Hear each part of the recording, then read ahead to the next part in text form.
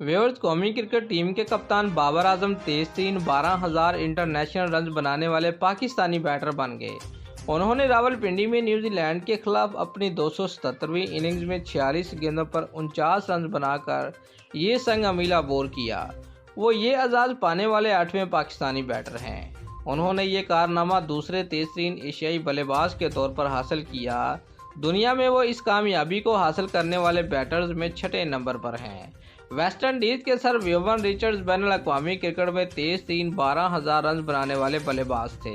उन्होंने ये संग अमील 255 इनिंग में हासिल किया। इससे कबल बाबर आजम बैनुल-अक़वामी क्रिकेट में तेज 10,000 और फिर 11,000 रन बनाने वाले एशियाई खिलाड़ी थे। मजमूई तौर पर बाबर आजम बैनुल-अक़वामी क्रिकेट में 12,000 रन बनाने वाले 8वें पाकिस्तानी बल्लेबाज हैं।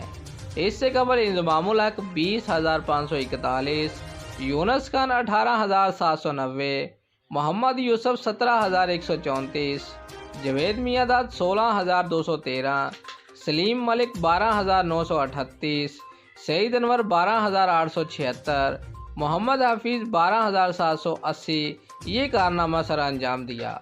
पाकिस्तान के मौजूदा ऑल फॉर्मेट कप्तान ने 85 टेस्ट इनिंग में 3,696 रन, 94 वनडे इनिंग्स में 4,819 रन और 98 टी20 इनिंग में 3,485 रन बनाए हैं।